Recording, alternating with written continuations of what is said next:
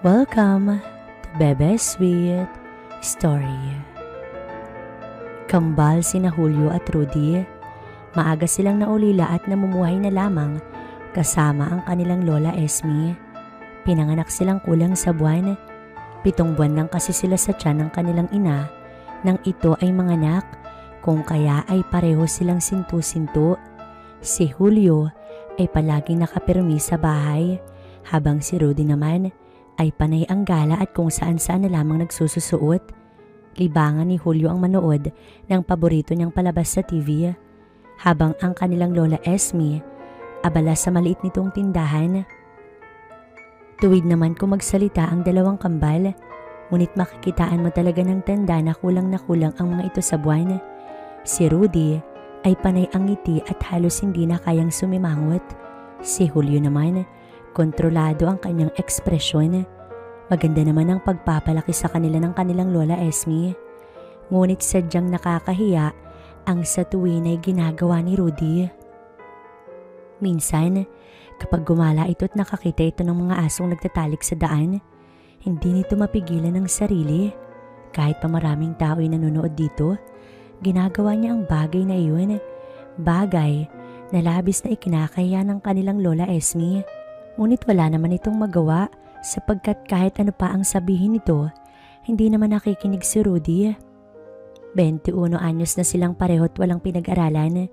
Minsan, si Julio ang inuutusan ng kanilang lola para hanapin si Rudy na kaagad naman niyang sinusunod. Siya na lamang kasi ang maasahan ng kanilang lola. Tampulan ng tukso ang kanyang kambal sa bagay na gawain ito. Madalas, pinagtatawanan nito ng kanilang mga kapitbahay. Ngunit nagagawa pang tumawa ng kanyang kapatid na para bang nasisiyahan pa ito kapag tinutokso ito. Batid niyang hanggang doon na lamang sila sa buhay. Sa kalagayan kasi nila, malabo nang makapag-asawa pa silang dalawa ni Rudy. Wala nang babaeng papatol pa sa kanilang mga sintu-sintu. Minsang hating gabi, bumangon si Julio para sana umihi sa labas ng bahay. Ngunit nakita niya si Rudy na paalis ng bahay. Hindi niya alam kung saan ito pupunta at may dala-dala pa itong ilaw. Dahan-dahan niya itong sinundan hanggang sa marating nila ang kalapit na ilog. Nagtaka si Julio nang pumunta sa isang malapad na bato sa gitna ng ilog ang kanyang kapatid at doon natanaw niya ang isang bulto ng babae na tila nag-aabang. Rinig niya ang mahinang pagtawa ni Rudy na makalapit sa babae. Maliwanag ang buwan at dahan-dahan naman siyang umakyat sa isang malaking bato kung saan katabi lamang ng malapad na bato kung saan naroon at nakatayo ang kanyang kapatid. Padapa siyang pumuesto sa ibabaw ng malaking bato at tinignan sa ibaba ang kanyang kapatid. Noon niya tuluyang nakita ang mukha ng babaeng kanina ay nakaupo sa malapad na bato. Si Nenen yun, ang sintu-sinturi nilang kapitbahay. "Nenen, kanina ka pa ba naghihintay?" Tanong ng kanyang kapatid kay Nenen. Tumango lamang si Nenen sapagkat batid naman niyang hirap itong magsalita. May kagandahang taglay si Nenen, kung hindi nga lang ito sintu-sintu katulad nila. Bukod pa roon, hindi rin ito masyadong nagsasalita ngunit maganda ang katawan at talaga namang napakaputi. Maiksi ang buhok na hanggang leeg lamang. Hindi alam ni Julio kung anong gagawin ng kanyang kapatid at ni Nenen, kung kaya ay nagulat siya sa ginawa ni Nenen. Kaagad na milog ang mga mata ni Julio sa nakikita. Walang ano-ano, humiga si Nenen sa malapad na bato at banaag sa sikat ng buwan ang kaputian nitong taglay. Hindi niya mapigilan ang sarili na lumunok-lunok. Sunod-sunod ang paggalaw ng kanyang lalamunan. Ilang saglit pa nga, nagmistulang uhaw ang kanyang kapatid na agad namang tinabihan si Nenen. Bigla na lamang nakaramdam ng pagkauhaw si Julio at parang gusto niyang siya naman ang gumawa ng bagay na iyon kay Nenen. Napaisip siya kung matagal na bang ginagawa ni Nenen at Rudy ang bagay na iyon. Sana noon pa'y natuklasan na niya iyon, di sana matagal na siyang nakakapanood. Ilang saglit pa nga ay pumuesto na si Rudy upang tugunin ang kanilang kailangan. Lihim na nakaramdam ng inggit si Julio. Kahit pala ganoon ang kanyang kapatid, mauuna pa itong makatikim ng ganoong bagay kaysa sa kanya. Noon niya naramdaman ang pagkabuhay ng isang bagay sa kanyang katawan. Parang gustong-gustong kumawala nun. Sumasagi iyon sa bato sapagkat bahagya ay nakadapa siya. Titig na titig siya sa kapatid niya at dito kay Nenen. Kasabay na mga ingay nito ay ang pagdaloy ng tubig sa ilog na iyon. Tamang-tama sa lamig ng paligid ng ilog ang init na kaniyang nararamdaman. Ilang minuto pang pagmamasid kay Nenen at kay Rudy na walang sawang ginagawa ang bagay na yon. Pakiramdam ni Julio, sasabog na nga siya. Ilang minuto pa na ganoon si Rudy at Nenen. Nakita ni Julio na binaybay na ng kanyang kapatid ang daan patungo sa kanilang bahay at ganoon din si Nenen. Pagkatapos ng ginawa ng mga ito, umasta ang mga itong tila walang nangyari. Sa tanang buhay ni Julio, hindi pa siya nakakagawa ng milagro katulad ng palaging ginagawa ni Rudy sa sarili nito. Ngunit ng gabing yon ay hindi napigil ni Julio ang sarili at nagawang gawin ang milagrong bagay na yon doon mismo sa ibabaw ng malaking bato. Noon niya napag-alaman na ng pakiramdam sa tuwing ginagawa ng kanyang kapatid ang bagay na iyon. Mas higit pa siguro ang iba yung nararamdaman nito habang ginagawa nito kay Nenen ang bagay na iyon. Hating gabi na nang matapos si Julio sa ginagawa niya sa sarili. Nanginginig ang kanyang mga tuhod sa pagod na kanyang nararamdaman. Bigla rin siyang nakaramdam ng pagkauhaw. Nang makapasok sa tahimik na bahay nilang maglola, dumiretso siya sa maliit na kusina upang uminom ng tubig. Nakadalawang baso rin siya ng tubig bago tuluyang pumasok sa silid nilang magkapatid. Naabutan niyang tahimik nang nakabaluktot si Rudy, ngunit batid niyang gising pa ito. Nahiga na siya sa katabi nitong papag, tsaka bahagyang nagsalita. "Saan ka galing kanina, Rudy?" Tanong niya rito kung kaya ay napabaling ito ng tingin sa kanyang gawi. "Bakit? Nakita mo ba ako?" Balik nitong tanong na para bang nagtataka. "Anong ginawa mo sa ilog?" Inosenteng sagot tanong niya. "Wala, nagpalamig lang ako sa ilog at nainitan ako." Kailan pa kaya nagsisinungaling ang kanyang kapatid?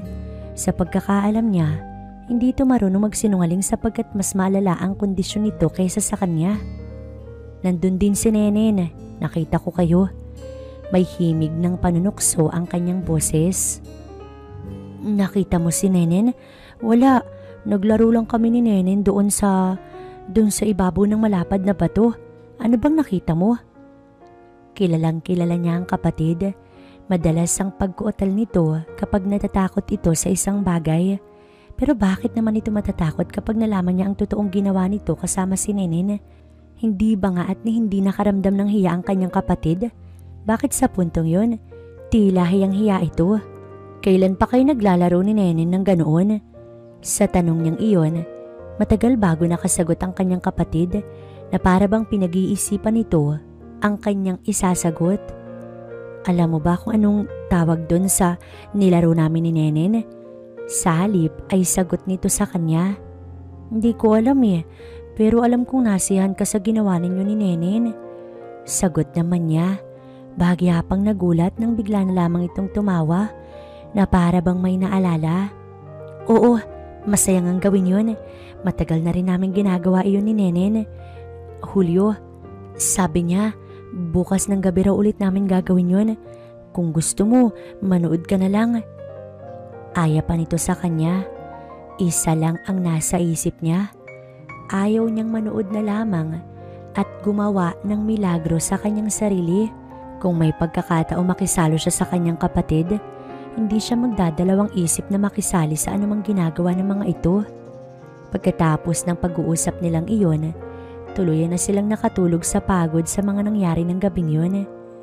Kinabukasan, paggising ni Julio, wala na ang kanyang kapatid sa kanyang katabing higaan.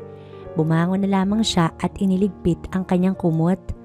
Lumabas siya sa silid nila magkapatid at naabutan ang kanyang lola na kasalukuyang kumakain ng agahan. Inaya na siya nitong kumain at sinabing maaga na naman daw na umalis ang kanyang kapatid na si Rudy. Wala man lang kaalam-alam ang kanilang lola sa ginagawa ni Rudy kapag sumapit na ang gabi. Sa bagay, wala rin namang magagawa ang kanilang lola kapag ginusto ng kanyang kapatid. Natapos ang agahan nilang maglola, Kung kaya ay lumabas na ng bahay si Julio. Doon siya tumambay sa papag sa harapan lamang ng kanilang bahay. Namataan niya sa kabila ang paglabas ni Nenen na noon ay nakatapi lamang ng tuwalya. Bumalik sa alaala ni Julio ang mga tagpong nasaksihan niya ng nagdaang gabi. Hindi niya mapigilan ng lumunok sapagkat sa kanyang nakikita, hindi niya mapigil ang init na kagad na bumangon sa kanyang sistema. Naroon ang kanyang matinding paghahangad na sana ay matikman rin niya ang bagay na iyon nakasama si Nenen. Ano't napakaswerte naman ng kanyang kapatid at dinaig pa nga siya. Doon niya sinundan ng tingin si Nenen na patungo sa ilog kung saan niya ito nakita kagabi nakasama ang kanyang kapatid. Malamang ay maliligo ito, pero bakit nakatapi lamang ng tuwalya? Sunod niyang nakita ang nanay ni Nenen na sinundan ng anak nito at tinawag na bumalik sa bahay.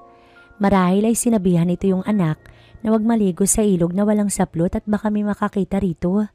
Hindi nito alam na may nakakita na sa katawan ni Nenen. Iyon ay walang iba kundi ang kanyang kapatid at siya mismo. Bumalik naman si Nenen na animoy sunod-sunuran lamang sa kagustuhan ng nanay. Kawawang Nenen, sa isip ni Julio. Hindi balin at alam niyang babae naman si Nenen pagsapit ng gabi kapag tulog na ang nanay nito. Ilang minuto pang nanatili si Julio sa kanyang kinaupuan bago dumating ang kanyang kapatid. Mukhang nagutom ito ng gusto sa kung saan man ito nanggaling. Mabilis na lumipas sa mga oras hanggang sa muli na namang sumapit ang gabi. Hinintay ni Julio na makakain sila ng hapunan at kapag oras ng matulog ay aabangan niya ang paglabas ng kanyang kapatid. Napansin niya ngang hindi ito mapakali at panay ang silip nito sa silid ng kanilang lola at siguro ay hinihintay nitong makatulog ito. Pasado 9:00 na ng gabi nang makita niyang bumangon si Rudy at muling sinilip ang kanilang lola. Sa puntong yon, hindi na ito bumalik at batid niyang tumungo na ito sa ilog. Dahan-dahang lumabas si Julio sa bahay at sinundan ng kanyang kapatid na tiyak ay tutungo na naman sa ilog. Maliwanag ang buwan ng gabing yun, kung kaya hindi na nangapapa si Julio sa daan. Pagdating niya sa ilog ay naroon na nga ang kanyang kapatid, ngunit wala si Nenen. Nagkubli siya sa isang malaking bato at sinilip si Rudy na nagpapalinga-linga. Siguro hinahanap nito si Nenen.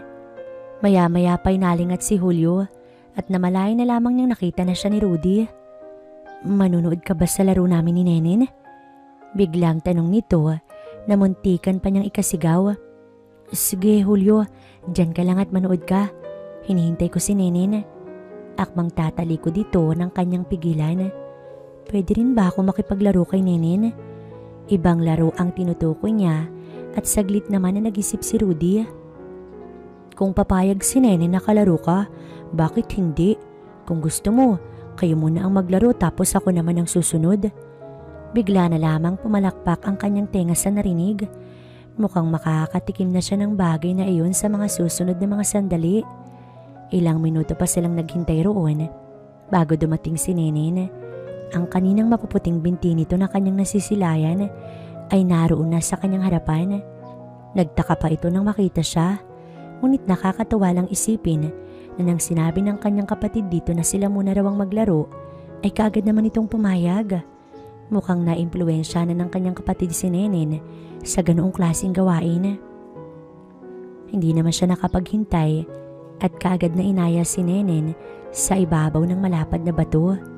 Isang maluwag na short ang suot nito na pinarisan ng maluwag din na damit na pangitaas. Hindi na nagsalita pa si Julio sapagkat masyado na siyang nagagalak. Naroon naman at tahimik na nanonood si Rudy. Ginaya lamang niyang ginawa ni Rudy noong gabing nakita niya ito kasama si Nenen. Agad-agad na pumwesto si Julio. Hindi na siya nagsayang pa ng oras sapagkat na mga sandaling yun, sabik na sabik ang kanyang pakiramdam. Una niyang ginawa, hinalikan niya muna ang malalambot na labi ni Nenen. Pagkatapos nun, pinakatitigan niya ang mga mata nito na para bang tinatanong niya kung ready na ba ito na gawin ang bagay na iyon. Nang mapagtanto niya na parang uhaw na uhaw rin ito, agad-agad niyang ginawa ang kanyang pakay. Talaga namang makikita sa mga mukha nila na tila ba ay mga baliw at sabik na sabik dahil sa ginagawa nila. Ilang saglit lamang, mabilis nilang narating ang dulo. Parehas na pawisan at lupaypay. Nangihina si Julio nang bitawan na si Nenin. Katulad niya, talaga namang narating nito ang dulo. Nakita niyang isa-isa nang dinampot ni Nenin ang mga gamit nito. Ngunit bago pa man ito tuluyang nakapag-ayos ng sarili, nahila na ito ng kanyang kapatid na noon pala ay sabik na rin. Doon mismo sa mababaw na parte ng tubig na kung saan hanggang talampakan lamang ang tubig, inihiga nito ang umaayaw ng si Nenin. Nanlalaban yata si Nenin at paulit-ulit na binibigkas sa hirap na paraan na mas gusto niya kay Julio. Batid niyang imposibleng pakinggan ni Rudy ang sinasabi ni Nenin, lalo pa at alam niyang nagiinit na ito. Halata na ring pagod na si Nenin. Nagpaubaya na lamang ito at rinig na rinig ang pagtampisaw ng tubig sa bawat ginagawa ni Rudy. Basang-basa ang kanilang mga katawan at hindi man lang iyon inalintana ng kanyang kapatid. Sobrang ganda ng kanyang pakiramdam ng gabing yun. Pakiramdam niya, malaya siya at wala siyang ibang iniisip kundi ang ligaya sa piling ni Nenin. Hinintay niyang matapos ang kanyang kapatid upang sabay na nga silang umuwi sa bahay. Ngunit ilang minuto rin ang itinagal bago ito tuluyang matapos. Napalakas ang ingay nito nang marating ang dulo. Pagkatapos nun, iniwan na lamang nito si Nenin sa tubig. Nakita niyang nangihina na si Nenin, ngunit pinilit nitong makabangon at saka tuluyang nag-ayos ng sarili. Bago umalis si Nenin, sinabihan muna siya nitong gagawin ulit nila yun bukas ng gabi. Sana raw, hindi niya na isama pa si Rudy. Natawa naman siya't hindi nakaimik ang kapatid. Umuwi na silang magkapatid na hindi man lang nag-uusap. Kapwa sila napagod, kung kaya ay pagdating sa kanilang bahay, sabay na rin silang nakatulog. Kinabukasan, ganun pa rin ang nangyari. Maaga pa lang ay wala na si Rudy sa bahay. Nauna nang mag-agahan si Julio at saka ang kanilang lola sa hapag. Kinabukasan ay ganoon pa rin ang nangyari. Maaga pa lang ay wala na si Rudy sa bahay. Nauna nang mag-agahan si Julio at ang kanyang lola sa hapag. Batid niyang tanghali na naman ang uwi ng kanyang kapatid. Pagkatapos mag-agahan, ay nagsibak na siya ng kahoy panggatong.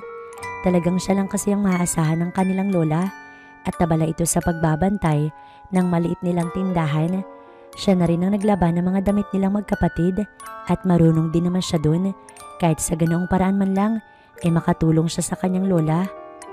Pagsapit ng tanghali, tsaka pa nga nakauwi si Rudy.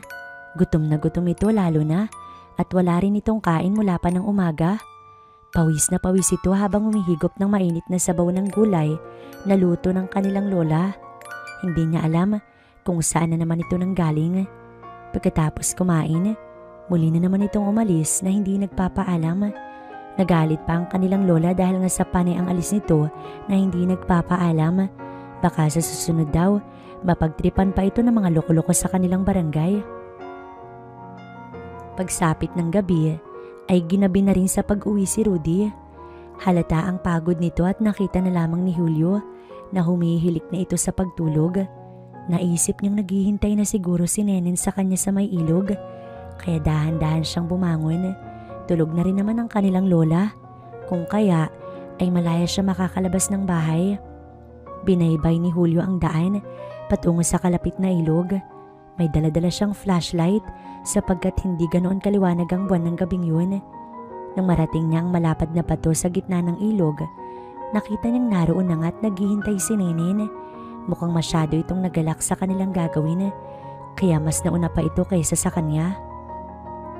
Mabuti rin na tulog na ang kanyang kapatid, nang sa ganun, hindi naman mapagod ng gusto si Nenin. Mukhang makakarami pa naman siya sa gabing yun.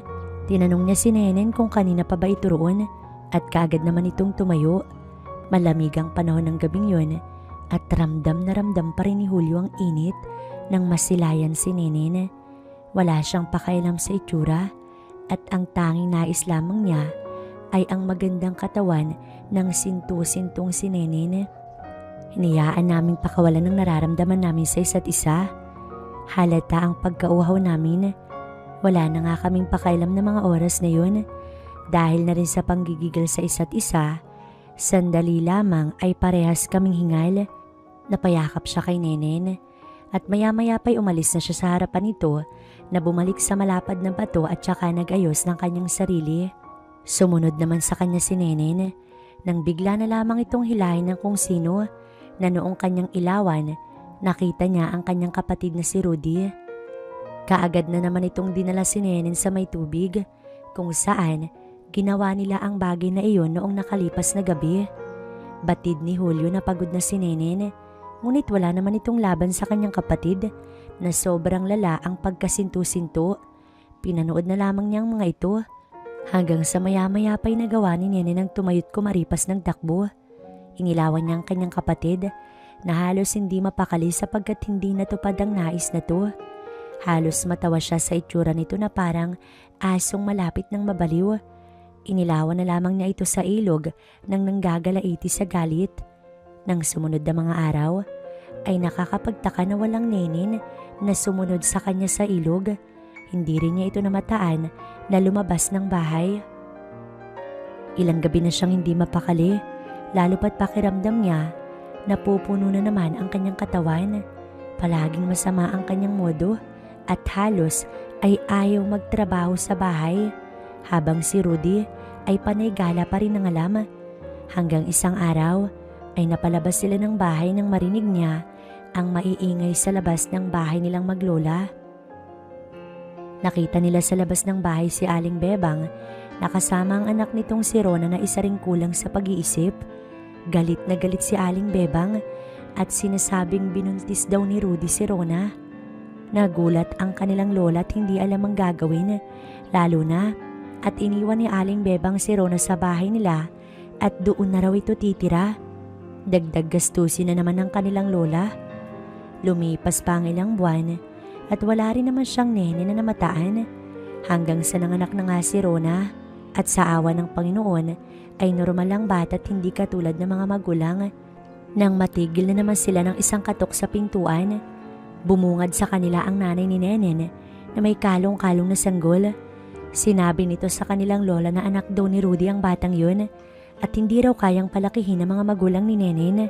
Ang kanilang lola na naman tuloy ang mamumroblema sa gastusin, lalo na at lahat ng kasama nito sa bahay ay sintu-sinto. Kaya pala hindi niya namataan si Nenen. Nabuntis pala ito ng kapatid niyang sintu-sinto.